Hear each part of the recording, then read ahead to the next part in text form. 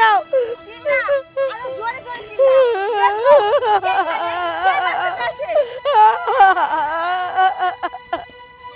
বাঁচাও।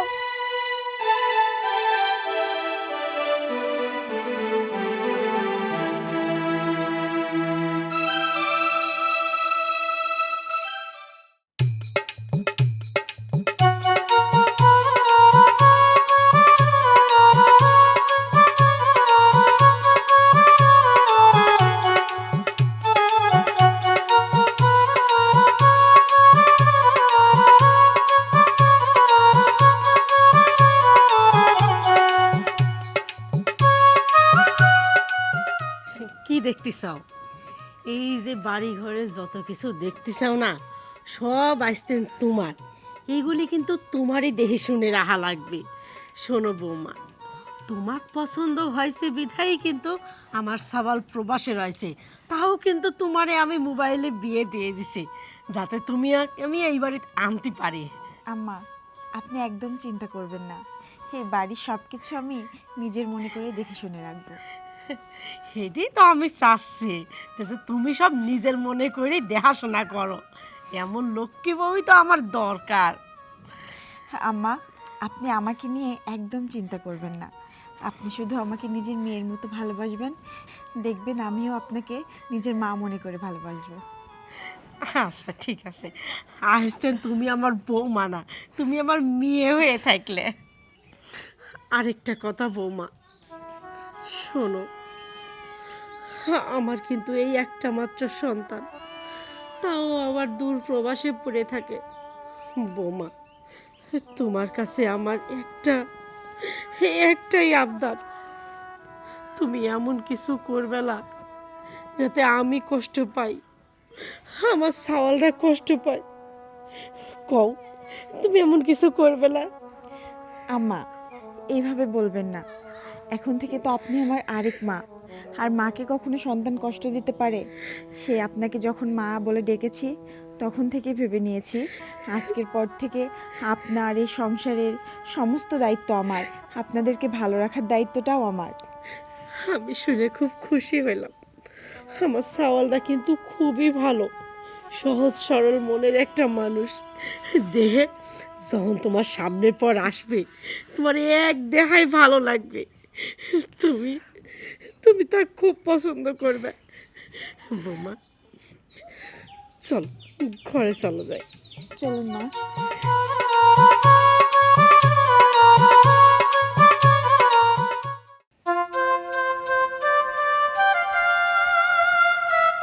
কিরে বুড়ি, তুই এখানে বসে আছিস?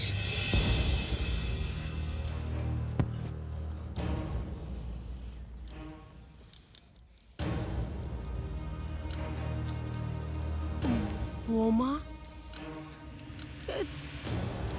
তুমি কি ভাষায় কথা কইছ? বুড়ি মানে? এই, তোর সাথে আর এর থেকে কত ভালো করে কথা বলতে হবে আমার? হ্যাঁ, তোর সাথে যে এইভাবে কথা বলেছি এটাই তো তোর জন্য সৌভাগ্য।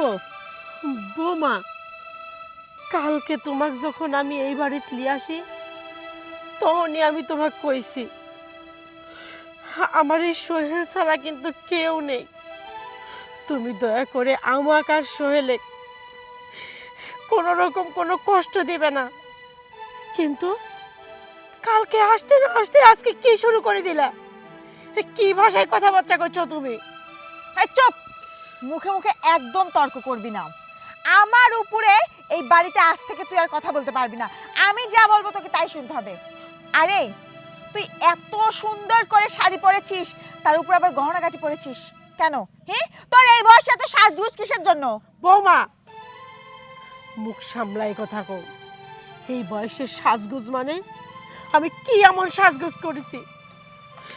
আমার সাওয়াল শখ করে এই পাতলা পাতলা গহনাগুলি পাঠাইছে যেন আমি এইগুলি পরে থাকতে পারি বাড়িতে। আর তুমি করছো সাজে গুজে রইছি। মুখ সামলায় কথা কও বৌমা, আমি তোমার কাছে এইটুকু আশা করিনি। আশা করিস নাই, কিন্তু এখন থেকে করতে হবে।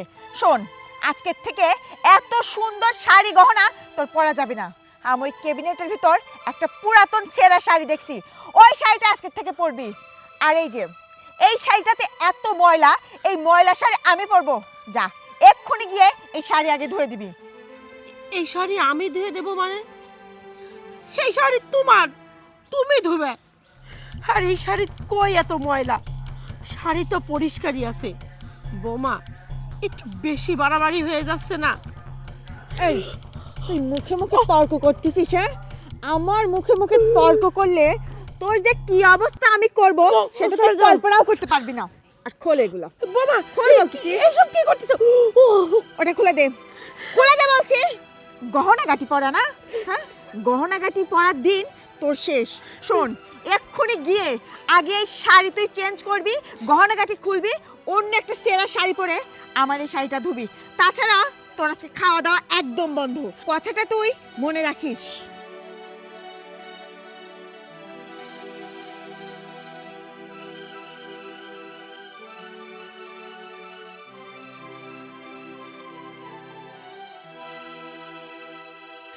হে আল্লাহ, আমি কি এত বড় ভুল করে ফেলাইলাম? ভালো করে খোঁজ খবর না নিয়ে আমি আমার চাওয়ালটা দিয়ে দিলাম। কত সাত করে বৌমা আনিছে, সে আমাকে দেখে শুনে রাখবে, আমার চাওয়াল ডাক ভালোবাসবে। আর কালকে আসতে না আসতেই আজকে তার আসল রূপ বের হয়ে গেল। তুমি আমাকে কি শাস্তি দিচ্ছ আল্লাহ?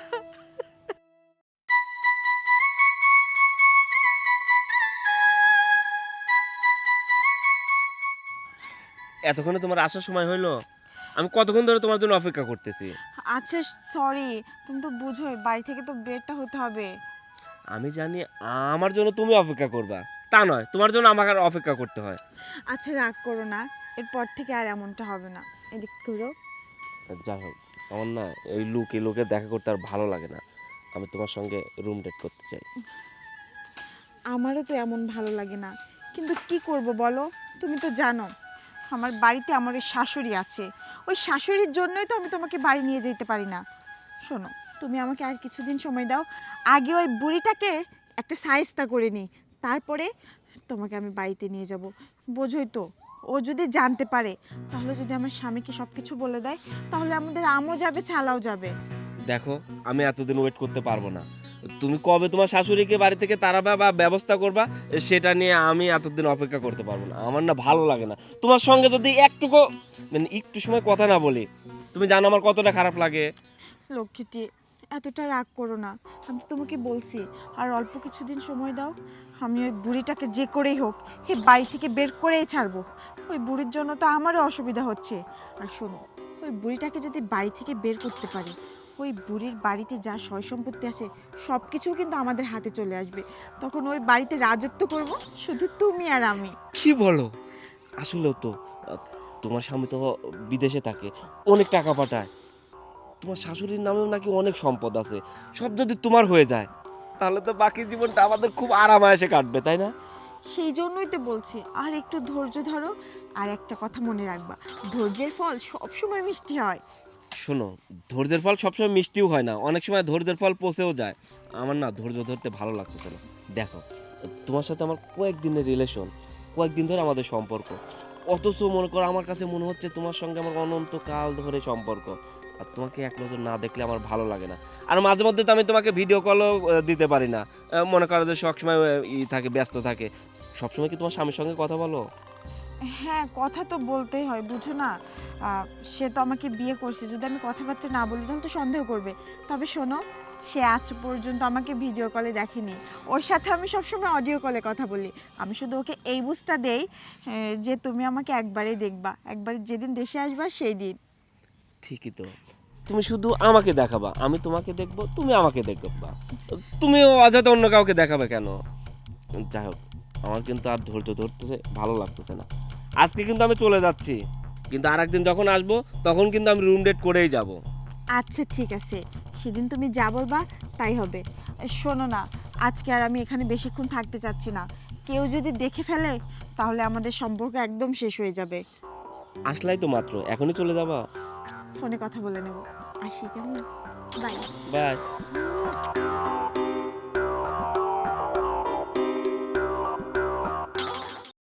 বোমা, বোমা,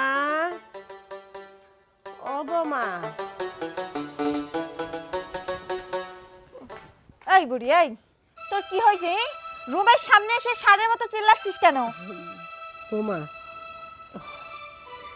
খিদা লাগেছে তো, একটু ভাত দাও খাই।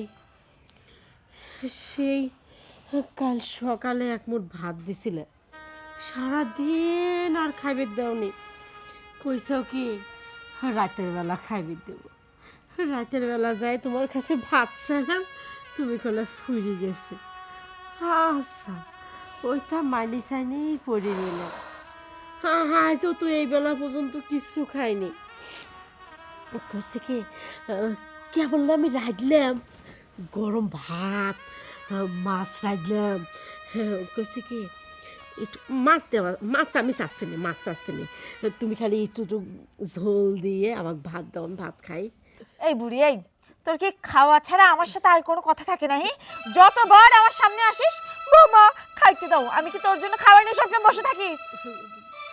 না তা না, খাওয়ালে বসে থাকো না। দেখো, ওই সারাদিন তো কামের কথা তো তুমি কও, খাওয়ার কথা তো একবারও কও না। এই জন্য তোমার কাছে যখনই আসি, ওই একটু ভাত চাওয়ার জন্যই আসি, আর কিছু তো চাইনি। শোন, তোর এই কথা আমার একদম শুনতে ইচ্ছা করতেছে না। আর কোনো খাবার হবে না, এখান থেকে যা। শোনো বৌমা, খিদায় কিন্তু মানুষ অনেক কিছু করতে পারে। মানুষ এই যে চুরি ডাকাতি করে, সব কিন্তু এই পেটের জন্যই করে। আর তুমি আমার এই পেটে এখন ভাত দিচ্ছাও না। শোনো, আমি কিন্তু খিদা লাগে সহ্য করতে পারতেছি না। আমাকে যদি এখন ভাত না দাও, আমি কিন্তু সব কথা সাওয়ালের কাছে কয়ে দেবো। আমি শৈলে ফোন দিয়ে সব কথা কয়ে দেবো। কি বললি তুই? কি বললি? সব কথা তুই তোর ছেলেকে বলে দিবি? আরে তুই তোর ছেলেকে এই কথাগুলো বলার আগে তোর এই মুখের জবান আমি একেবারে বন্ধ করে দেব, বুঝছিস? তাই বলছি কি, বেশি কথা না বাড়িয়ে এখান থেকে যা। কোনে যাবো ক? এখন ভাতই তো চাই, না দেও মাথার তেল, না দেও একটু সাবান, সিরা কাপড় পরে মাসের পর মাস কাটা দিচ্ছি। কই চাইনি তো, খালি তো এখন ভাত চাই, দেও না। যদি তোমার পায়ে পড়া লাগে তাও আমি পড়তেছি, তাও এখন ভাত দাও। আমি তোমার পায়ে ধরতেছি, এখন ভাত দাও। না না, বাচ্চার বুড়ি, ওই তোকে অনেকক্ষণ ধরে বলতেছি যে তোর এসব দেখা কেন আমার আর সহ্য হচ্ছে না, তারপরও কানে গেছে যে ঘ্যান ঘ্যান করতেছিস। ভাত খাবি? তোকে ভাত খাওয়াবো। ওই বল, আর কখনো খাবার চাইবি আমার থেকে? হ্যাঁ, তোকে ছাড়বো? তোকে কখন থেকে বলতেছি আমার চোখের সামনে থেকে দূর হ, দূর হ। যতক্ষণে আমার মাথা বিগড়ে দিস ততক্ষণ আমার চোখের সামনে থেকে সরিস না। দেখ এখন কেমন লাগে। ওঠ, ওঠ বলছি। ভাত খাবি না? ভাত খাবি? এই গলা দিয়ে ভাত নামাবি না? এই গলায় আমি একবার মেরে ফেলবো টিপে। হ্যাঁ, ভাত খাবি? আরো আমাকে আরো বিরক্ত করবি? বল। শোন, শুধু তোর ছেলের মুখের দিকে তাকিয়ে আমি তোকে এই পর্যন্ত জীবিত রাখছি। শোন, যদি আমার কথা অনুযায়ী না চলিস, আমি যেটা করতে বলি সেটা না করিস, আমার মুখে মুখে তর্ক করলে এর ফল কিন্তু আজকে কি অবস্থা করলাম এর থেকেও ভয়াবহ হবে। বৌমা, তুমি আমাকে যে পরিমাণ অত্যাচার করো, আর কি বাকি রাখি যাও অত্যাচার করার? কত অত্যাচারিত তুমি করো। আরে বুড়ি, সবে তো মাত্র তোকে সিনেমার ট্রেইলার দেখাচ্ছি, বাকি সিনেমার অংশ তো এখনো বহুত দেরি। আমি চাই না যে বাকিটা তোকে আমি দেখাই। আর যদি তোর দেখার এত ইচ্ছে থাকে তাহলে এই যে প্রতিনিয়ত আমার কাছে এসে আমার মাথাটা এভাবে বিগড়ে দিবি, আর নিত্য নতুন সিনেমা তোকে আমি উপহার দেব। আর তুই যদি চাস এইরকম নিত্য নতুন সিনেমা আমি তোকে উপহার দেব, তাই বলছি কি ভালোই ভালোই এখান থেকে যা। আর যদি না যাস তাহলে এই যে এখানে পড়ে পড়ে আমার হাতে লাথি গুড়ি খা। শোন, তোকে আমি এইবারের মতো ছেড়ে দিলাম।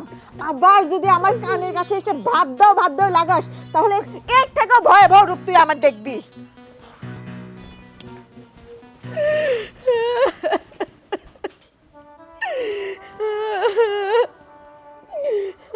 আমার চাওয়ালের বাড়ি, আমারই এক পর ভাতের জন্য মার খাওয়া লাগে পড়ে থেকে।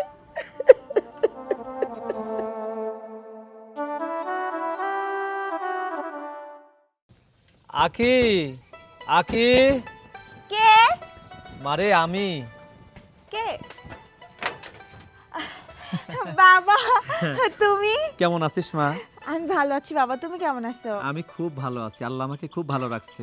তুমি হঠাৎ করে আসলে যে, একটা তো ফোনও দিতে পারতে। মারে, বাবা মেয়ের বাড়িতে আসবে, যখন খুশি তখন আসবে, ফোন দিয়ে আসবে, না দিয়েও আসবে, তাই এসে পড়লাম। বাবা, তোমার শরীরটা কেমন আছে? মারে, খুব ভালো আছি, আল্লাহ আমাকে খুব ভালো রাখছে। তা বাবা, তুমি একা এলে যে, মাকে সঙ্গে নিয়ে আসলে আমারও তো ভালো লাগতো, মাকে কেন নিয়ে আসলে না? বল, তোর মাকে যে সঙ্গে নিয়ে আসবো, বাড়িটা তো খালি থাকে, আমি আসলে তোর মা আসতে পারে না, তোর মা আসলে আমি আসতে পারি না। আমি বলে আসলাম যে আমি এবার গিয়ে বেড়ায় আসি, তুমি পরবর্তীতে যাও। তাই কখনো হয়? মা আসলে আমারও কত ভালো লাগতো। কতদিন হলো মাকে দেখি না। মা ভালো আছে তো? খুব ভালো আছে তোর মা, আমি বাড়িতে গিয়ে তোর মাকে আবার পাঠিয়ে দেব। আচ্ছা ঠিক আছে, সমস্যা নেই। শোন, আচ্ছা তোর শাশুড়ি গেছে কোথায়? তোর শাশুড়ি তো দেখি না। ওই বুড়িটার কথা বলছো? কোথায় পড়ে পড়ে ঘুমাচ্ছে কে জানে। মারে, তুই অমনি করে কথা বলিস কেন? শাশুড়ি তো মায়ের মতো, তুই শাশুড়িকে বুড়ি বলছিস? মারে, এটা বলা ঠিক না মা। বাবা, বাদ দাও তো। তুমি জানো ওই বুড়িটা আমাকে কত জ্বালায়? ওই বুড়িটা এই বাড়ির একটা কাজকর্ম করে না, সব কিছু আমাকে দিয়ে করায়, আমাকে দেখতে পর্যন্ত পারে না। তাহলে ওই বুড়িটার সাথে আমি আর কিভাবে ব্যবহার করব? মারে, ওই বুড়িটা তো একদিন তোর মতোই তো ছিল, তখন কত কাজ করতো তোদের মতো। এখন বৃদ্ধ হয়ে গেছে, তারা কাজ করবে কেন? এখন তো কাজ তুই করবি, তোর তো সময় এখন। তুই এইভাবে কথা বলিস না মা।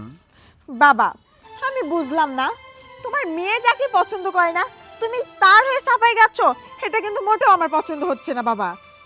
মারে, এটা হলো বাবাদেরই কথা, মারা বাবারা মেয়েদেরকে এইভাবেই বোঝায়। মেয়েদের তো অনেক ভুল থাকে, ভুল তো থাকতেই পারে। আমি তোর বাবা, আমি তোকে বোঝাবো না? বল। বাবা, তুমি চুপ করো। এটা আমাদের পরিবারের বিষয়। আমার পরিবারে কি হচ্ছে না হচ্ছে, কে আমাকে কতটা ভালোবাসে, সেটা কি তুমি জানো? তুমি জানো না, সেটা আমি জানি। তাই বলছি, এসব বিষয়ে আর কোনো কথা বলো না। আর এই যে, তুমি বাড়িতে এসে তুমি আমার খোঁজ খবর নেওয়া বাদ দিয়ে তুমি আমার শাশুড়ির খোঁজ খবর নিচ্ছ, কিন্তু কেন বলো তো? মারে, এটা তো আমার দায়িত্ব, কর্তব্য। এ বাড়িতে যত সদস্য আছে সবার সঙ্গে মত বিনিময় করা, কে কোথায় আছে তাদের খোঁজ নেওয়া। মারে, আমি তো সব কথা বললাম, তোর সব কথাই শুনলাম, কিন্তু আসল মূল কথাটুকু কিন্তু শুনিনি। আচ্ছা, তোর তো বিয়ে হয়েছে মোবাইলের মাধ্যম দিয়ে, জামাই তোর খোঁজ খবর নেয় তো ঠিক মতো? হ্যাঁ বাবা, তোমার জামার খোঁজ খবর নাই, এ নিয়ে তুমি একদম চিন্তা করো না। হ্যাঁ আচ্ছা, হ্যাঁ নিশ্চিন্ত হইলাম, কেননা তোর খোঁজ খবর নেয়, আমি খুব খুশি হচ্ছি। দেখ, বাবা হয়ে এইসব কর্তব্য থাকে, দায়িত্ব থাকে, এ তো খোঁজ খবর নেবই। আরে বাবা, তুমি কি এইখানে দাঁড়িয়ে থেকে সব কথা শেষ করে দিবে? ভিতরে যাবে না? আরে পাগলি মা, হ্যাঁ ভিতরে যাব, ঠিক আছে, দাঁড়িয়ে থেকে কথা বলবো না। চল চল চল চল। চল। আচ্ছা, তুমি যে আজকে আমাকে এই বাড়িতে নিয়ে আসলা, এ বাড়িতে কেউ নেই তো? আরে না, তুমি কি পাগল হয়েছো? এই বাড়িতে লোক থাকলে আমি তো তোমাকে নিয়ে আসি। আমার শাশুড়ি ছিল, আমার শাশুড়ি তো ওই পাশের বাড়ি খালার বাসায় গেছে। আর আমার বাবা আসছিল, বুঝছো? বাবাকে ধানায় পানায় বোঝায় বাড়ি চলে যেতে বলেছি, বাবা চলে গেছে। এখন এই বাড়িতে আমি আর তুমি ছাড়া কেউ নেই। জানো, আমি এই দিনটার জন্যই এতদিন অপেক্ষা করছিলাম, যে কবে বাড়িটা ফাঁকা পাবো আর তোমার সঙ্গে রুম ডেটটা করব। কিন্তু তুমি কিন্তু আমাকে অনেক দিন ফাঁকি দিছো, এটা বলে ওইটা বলে, বাড়িতেও নিয়ে আসো নাই আর কখনো রুম ডেট করতে রাজিও হওনি। কিন্তু আজকে কিন্তু ফাঁকি দিলে চলবে না। কি, আজকেও ফাঁকি দিবা? না, আজকে তুমি যা বলবো তাই হবে। আমার লক্ষ্মী ঠিকই বলে। শোনো, আজকে তো আমি শুধু তোমার হয়ে যাব, তাই না? তুমি আমাকে কথা দাও, তুমি আমাকে ছেড়ে কখনো যাবে না, তুমি আমাকে বিয়ে করবা। আচ্ছা, তুমি কি আমাকে বিশ্বাস করো না? আমি তোমাকে অনেক ভালোবাসি। আর আজকে তুমি আমার হয়ে যাবে মানে তুমি তো অনেক আগেই আমার হয়ে গেছো। আজকে আমরা একান্ত আরো আপন হয়ে যাবো, হ্যাঁ? কি তাহলে কি আমরা শুধু কথাই বলবো? তোমার যা ইচ্ছে তুমি করতে পারো।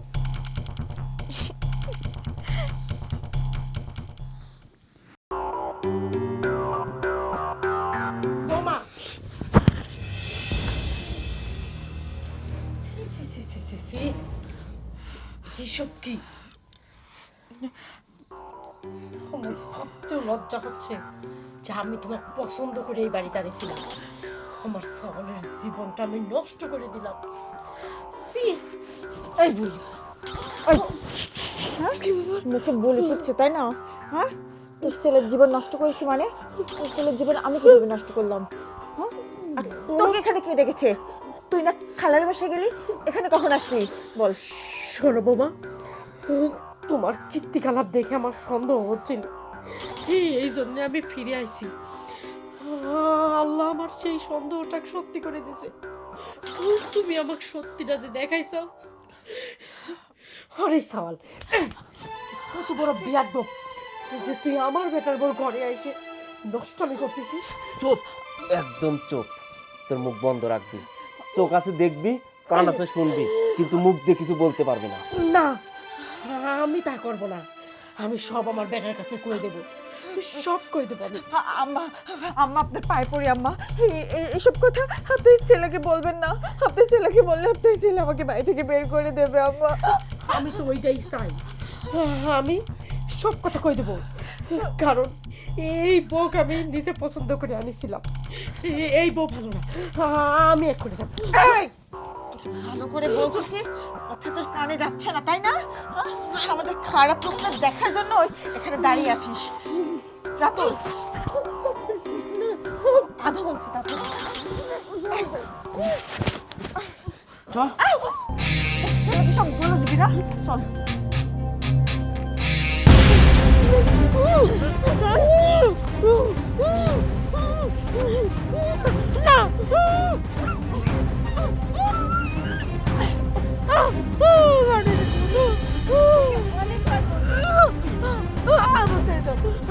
আমি মেলা দূর চলে যাবো, তোমরা আমাকে ছেড়ে দাও, আমাকে বাঁচাও। তোকে ভালোই ভালোই বলছিলাম যে তুই এই বাড়ি থেকে বের হয়ে যা, কিন্তু তুই এই বাড়ি থেকে বের হলি না। তুই দিনের পর দিন আমাকে বহুত জ্বালিয়েছিস। তোর এই জ্বালা যন্ত্রণা সহ্য করতে করতে আমি অতিষ্ঠ হয়ে গেছি। শেষ পর্যন্ত তুই কি করলি যে তোর ছেলেকে নাকি সব বলে দিবি। এই, তুই তোর ছেলেকে বলার আগে আমি তোকে বলছিলাম না যে তোর জবান আমি বন্ধ করে দেবো? তোর আজকে এখানে জিন্দা খবর দেবো, দেখবো তোর ছেলে কিভাবে এসে তোকে বাঁচায়। এই, তোকে কতবার করে বললাম, তোর চোখ আছে দেখবি, কান আছে শুনবি, কিন্তু মুখ লড়াবি না। তারপরে তুই মুখ খোলার চেষ্টা করছিস। এই, এখানে এত কথা কিসের? তাড়াতাড়ি করো। ঠিকই বলেছো তুমি।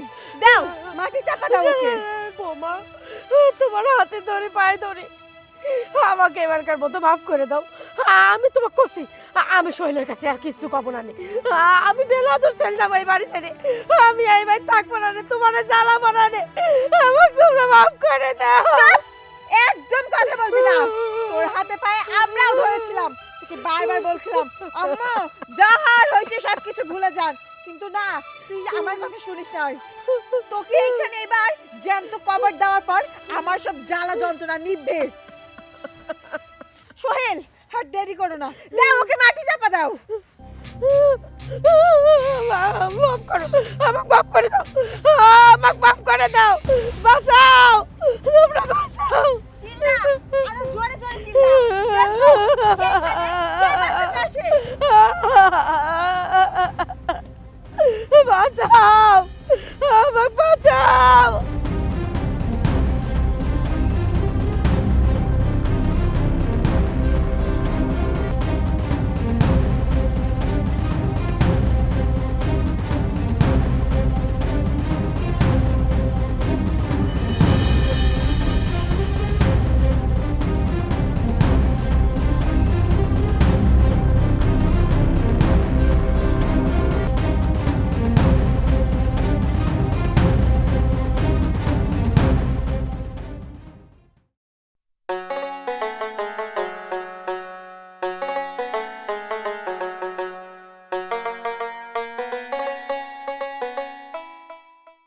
অনেকক্ষণ ধরে অপেক্ষা করতেছো তাই না? অপেক্ষা করব না? আচ্ছা, তোমার কি হয়েছে বলো তো? তুমি আমার সাথে কেন কথা বলো না এখন? কতদিন হয়ে গেল তোমার সাথে আমার দেখা হয় না, তোমার ফোন বন্ধ, কিন্তু কেন? সেটা বুঝতে পারছো না যে আমি তোমার সঙ্গে কেন যোগাযোগ করছি না, কেন দেখা করতেছি না? তুমি বুঝতে পারছো না? তুমি এসব কি বলছো? আমি কিভাবে বুঝবো? দেখো, আমার সাথে এরকমটা করো না। তোমার জন্য আমি আমার শাশুড়িকে খুন করলাম, জিন্দা কবর দিয়ে দিলাম। তুমি কি জানো আমি আমার স্বামীর সাথে আর কথা বলি না, আর এখন তুমি আমার সাথে যোগাযোগ বন্ধ করে দিলা। শোনো, এত কথা আমি আর বাড়াতে চাই না, এই বাড়িতে আমার আর থাকতে ইচ্ছা করছে না। চলো, হ্যাঁ আজকে আমরা চলে যাব, চলে গিয়ে বিয়ে করব। আমি ব্যাগপত্র সব কিছু গুছিয়ে রাখছি। তুমি বিয়ে করবে? কাকে? কেন তোমাকে? আমাকে তো তুমি অনেক আগেই বিয়ে করছো, আবার নতুন করে বিয়ে করবে মানে? মানে হেই, তোমার মাথা ঠিক আছে? তুমি কি বলছো? তোমাকে যদি আমি বিয়ে করেই রাখি তাহলে কেন আবার বিয়ে করতে চাইবো? সে তো শুরুতেই তোমার সাথে চলে যেতে পারতাম। তুমি আমাকে বিয়ে করছো অথচ তুমি নিজেই জানো না তুমি আমাকে বিয়ে করছো। আচ্ছা বলো তো, তুমি সোহেলকে চিনো? কেন চিনবো না? ওর সাথেই তো আমার বিয়ে হয়েছে। আমিই সেই সোহেল। তুমি সোহেল মানে? হেই রাতুল, তুমি এসব কি বলছো? তোমার মাথা কি ঠিক আছে? হ্যাঁ, তুমি সোহেল কেন হতে যাবা? সোহেল তো এ পর্যন্ত দেশেই আসেনি। ওই যে ওর সাথে আমার যেদিন বিয়ে হয় সেদিন জাস্ট একটু ছবি দেখছিলাম, তারপর থেকে ওর সাথে কখনো আমি ভিডিও কলেও কথা বলি নাই। আর তুমি বলছো তুমি সোহেল? হ্যাঁ, আমিই সোহেল, আর আমাদের বিয়েটা ফোনেই হয়। কিন্তু তুমি যেদিন বিয়ে করো সেদিন যে ছবি দেখছিলা, সেই ছবিটা ছিল আমার এক ফ্রেন্ড রাতুলের। আমার ছবি আমি তোমাকে দেখতে দিই নাই, কারণ আমি এটা জানতাম বা বিশ্বাস করতাম প্রত্যেকটা প্রবাসী ছেলেকে মেয়েরা বিয়ে করতে চায় কেন জানো? শুধু টাকার লোভে। আমার মাকে আমি বারবার বলছিলাম, মা তুমি যে মেয়েটার সঙ্গে আমার বিয়ে ঠিক করছো সে আমাকে দেখে বিয়ে করছে না, সে বিয়ে করছে আমার টাকাকে দেখে। কিন্তু আমার মা সেটা বিশ্বাস করেনি। পরে আমার মাকে আমি প্ল্যানের কথা বলি, আমার পরিচয় গোপন রাখতে বলি। আমি দেশে এসে আমি তোমার সঙ্গে পরকীয়ার নাটক করি, আর তুমি আমার ফাঁদে পা দাও। আমার সঙ্গে পরকীয়ায় লিপ্ত হও আর তোমার স্বামীর কথা তুমি ভুলে যাও। অথচ তোমার সেই প্রবাসী স্বামী তুমি যখন যা চাইছো তোমাকে তাই দিছে। টাকা চাইছো টাকা দিছে, গহনা চাইছো গহনা দিছে, তুমি যা চাইছো তোমাকে তাই দিছে। অথচ তাকে বাদ দিয়ে তুমি আমার মতো একটা ছেলের সঙ্গে পরকীয়া করলা। কিন্তু সবই আমি বুঝতে পারতেছি, কিন্তু একটা কিছুই আমার মাথায় ঢুকছে না।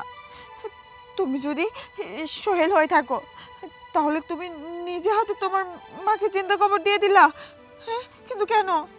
তোমার কি মনে হয় আমি এতটাই বোকা? আমার মাকে আমি জিন্দা কবর দিব? আমি যদি সেই মুহূর্তে আমার মাকে জিন্দা কবর দিতে রাজি না হইতাম তাহলে তো এই গেমটা শেষ হইতো না, নাটকটা ওই জায়গায় শেষ হয়ে যাইতো।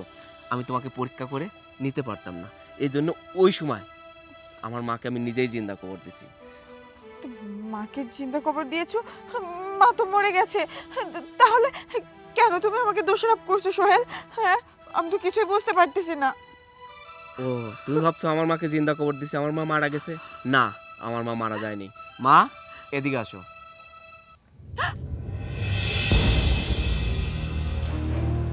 মা, আপনি আপনি বেঁচে আছেন?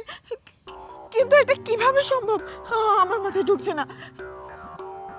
কিছুই ঢুকছে না? তাহলে শোনো।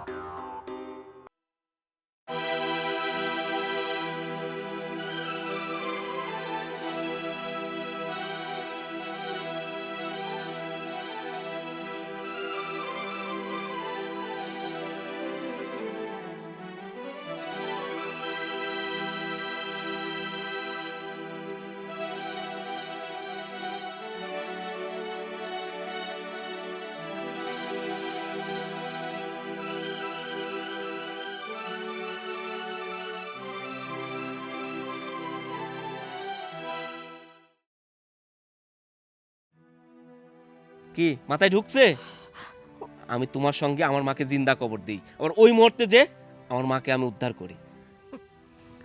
তাহলে বাজান, আমি তোর কাছে হারিয়ে গেলাম। বৌমা, আমি তোমাকে যখন পছন্দ করি, আমার সোহেলে সেই প্রবাসে তোমার ছবি পাঠাই। ও দেখে কয় এই মেয়ে ভালো লা মা, এই মেয়ের স্বভাব চরিত্র ভালো লা। আমি তখন সোহেলের সাথে জেদ লাগাই যে না, এই মেয়ে ভালো, খোঁজখবর নিয়ে দেখেছি, সুন্দরী, গুণবতী। আমার সোহেল তখন আমার সাথে বেড ধরে, মা তোমার সাথে আমি বেড ধরলাম, এই মেয়ের চরিত্র কিছুতেই ভালো না। তখন আমি সোহেলের সাথে এক পর্যায়ে ঝামেলা করেই তোমাকে এই বাড়ির বউ করে নিয়ে আইছি, সোহেলের অমতেই। কিন্তু বৌমা, তুমি আসার পরে ঠিক আমারে খেলায়, আমারে ফাঁদেই যে তুমি পা দিবে, আমি সত্যিই বুঝতে পারিনি। এই যে প্রেমের নাটকটা তোমার ওর সাথে, সম্পূর্ণটাই ওর সাজানো।